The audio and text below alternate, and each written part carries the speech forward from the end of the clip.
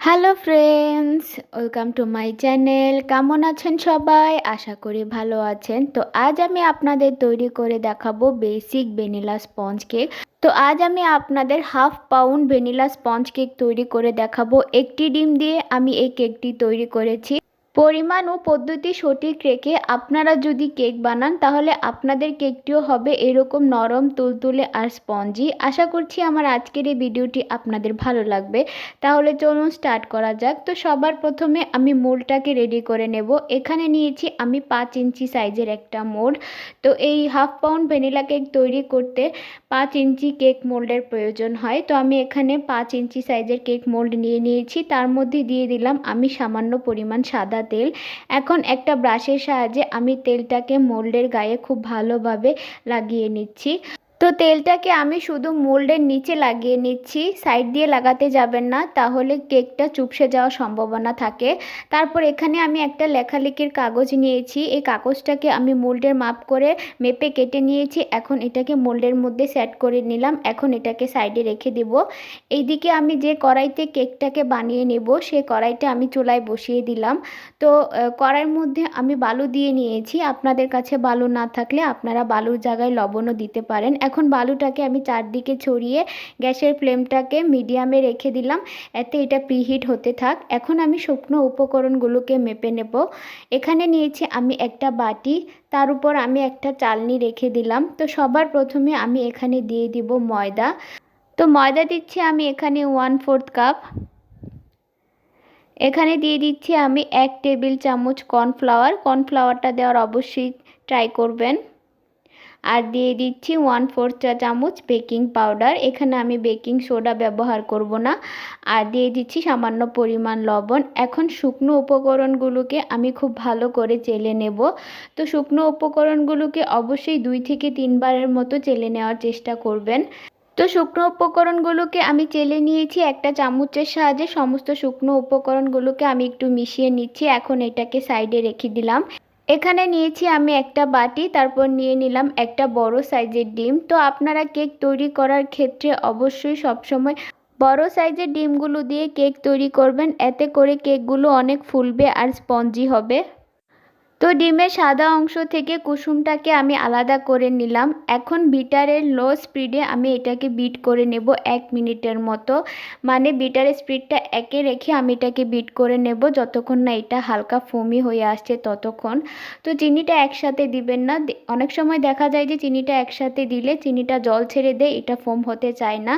তাই প্রথমে বিটারের স্পিডটা একে রেখে এটাকে কিছুটা ফোম করে নেবেন, তারপর এখানে চিনিটা অ্যাড করবেন। তো দেখুন আমি এখানে 1 মিনিটের মতো এটা বিট করে নিয়েছি। এটা ফোমি ভাব হওয়া শুরু করেছে। এ পর্যায়ে আমি এখানে দিয়ে দিব চিনি। তো এখানে নিয়ে নিচ্ছি আমি 1/4 কাপ চিনি। তো চিনিটা আপনারা অবশ্যই ছোট দানার নেওয়ার চেষ্টা করবেন, এতে করে চিনিটা খুব তাড়াতাড়ি গলে যায়। এখন বিটারের স্পিডটাকে বাড়িয়ে এটাকে আমি বিট করে নেব।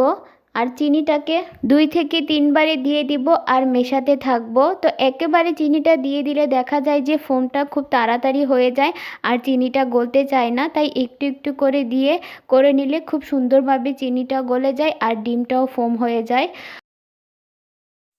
তো ডিমটা আমার খুব সুন্দরভাবে ফোম হয়ে গিয়েছে। যখন দেখবেন চিনিটা পুরোপুরি গলে গিয়েছে বুঝে নিতে হবে যে ডিমের ফোমটা হয়ে গিয়েছে। এর থেকে বেশি যদি আপনারা বিট করতে চান তাহলে পরবর্তীতে কেকটা চুপসে যেতে পারে। এখন যে কুসুমটা আমি আলাদা করে রেখেছিলাম সেটা দিয়ে দিলাম। তারপর দিয়ে দিচ্ছি 1 টেবিল চামচ সয়াবিন তেল। তারপর এখানে দিয়ে দিচ্ছি হাফ চা চামচ ভ্যানিলা এসেন্স। তো আমি ফোস্টার ক্লকের ভ্যানিলা এসেন্সটা এখানে ব্যবহার করেছি। এখন সমস্ত উপকরণকে আমি 20 থেকে 30 সেকেন্ডের মতো বিট করে নেব। এর থেকে বেশি বিট এখানে করা যাবে না। শুধুমাত্র সমস্ত উপকরণগুলো এখানে একটু বিট করে মিশিয়ে নিতে হবে, তার জন্য 20 থেকে 30 সেকেন্ডই এনাফ। তো দেখুন এটা আমি খুব ভালো করে মিশিয়ে নিয়েছি। এখন একটা স্প্যাচুলার সাহায্যে সমস্ত ব্যাটারটাকে আমি মাঝখানে এনে নিচ্ছি, তারপর একটু ঘুরিয়ে সব কিছুকে মিশিয়ে নিচ্ছি।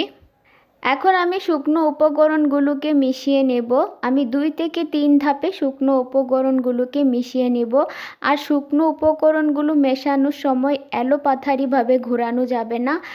হালকা হাতে একই দিক থেকে ঘুরিয়ে ঘুরিয়ে শুকনো উপকরণগুলোকে মিশিয়ে নিতে হবে, কারণ শুকনো উপকরণগুলো যদি আপনারা খুব জোরে মেশাতে চান তাহলে ডিমের ফোমটা চুপসে যাবে। তাই খুব সাবধানতার সাথে হালকা হাতে সমস্ত শুকনো উপকরণগুলোকে মিশিয়ে নিতে হবে। আপনারা দেখতে পাচ্ছেন স্ক্রিনে আমি কিভাবে সমস্ত শুকনো উপকরণগুলোকে মিশিয়ে নিচ্ছি। ঠিক এইভাবে একই সাইড থেকে ঘুরিয়ে ঘুরিয়ে শুকনো উপকরণগুলোকে মিশিয়ে নিতে হবে। তো দেখুন সমস্ত শুকনো উপকরণগুলোকে আমি ডিমের ফোমের সাথে খুব সুন্দরভাবে আলতো হাতে মিশিয়ে নিয়েছি। এখন এটাকে আমি মোল্ডে ঢেলে নেব। যে কেক মোল্ডটা আমি প্রথমেই রেডি করে রেখেছিলাম তার মধ্যে এই ব্যাটারটাকে আমি ঢেলে নিচ্ছি। একটা টুথপিকের সাহায্যে আমি এরকমভাবে চারদিক থেকে এটাকে ছড়িয়ে দিচ্ছি। যদি এটার ভেতরে কোনো বাবলস থাকে সেগুলো চলে যাবে। এখন এই কেক মোল্ডটাকে আমি 2 থেকে 3 বারের মতো এরকম ট্যাপ করে নিচ্ছি। তো এটা আমার রেডি। চুলায় যে আমি কড়াইটা প্রিহিট হওয়ার জন্য বসিয়ে রেখেছিলাম সেটা পুরোপুরি প্রিহিট হয়ে গিয়েছে। এখন এই কড়াইয়ের মধ্যে আমি এই মোল্ডটাকে দিয়ে দিলাম, তারপর একটা বল দিয়ে এটাকে ঢেকে দিলাম। তো 20 থেকে 25 মিনিটের মতো আমি এটাকে বেক করে নেব। তো 25 মিনিট পর আমি ঢাকনাটা উঠিয়ে নিলাম। দেখুন আমার কেকটা কত সুন্দরভাবে ফুলেছে আর কত পারফেক্টভাবে তৈরি হয়েছে। আমি কাছ থেকে দেখিয়ে দিচ্ছি। আপনাদের কেক যদি 25 মিনিটের মধ্যে বেক না হয় তাহলে আপনারা আরও 5 মিনিটের মতো এটাকে ঢেকে রেখে দেবেন। তো একটা টুথপিকের সাহায্যে আমি চেক করে নিলাম। দেখুন টুথপিকটা ক্লিন এসেছে, তার মানে আমার কেকটা হয়ে গিয়েছে। এখন কেকটাকে আমি নামিয়ে নেব, তারপর এটাকে আমি ঢাকনা দিয়ে ঢেকে রেখে দেব আর পুরোপুরি ঠান্ডা করে নেব, এতে করে কেকটাও সফট থাকবে। তো ঢাকনা দিয়ে ঢেকে কেকটাকে আমি পুরোপুরি ঠান্ডা করে নিয়েছি। দেখুন কেকটা কিন্তু একটুও চুপসে যায়নি ঠান্ডা হওয়ার পর। এখন কেকটাকে আমি মোল্ড আউট করে নিচ্ছি, তারপর আমি আপনাদের দেখাচ্ছি যে কেকটা কতটা স্পঞ্জি হয়েছে আর কতটা নরম তুলতুলে হয়েছে। যেহেতু আমি কেকটা ডেকোরেশন করব তাই আমি কেকটাকে কেটে নিচ্ছি। তো এই কেক ডেকোরেশনের ভিডিওটা আমি আলাদাভাবে আপনাদের সাথে শেয়ার করব।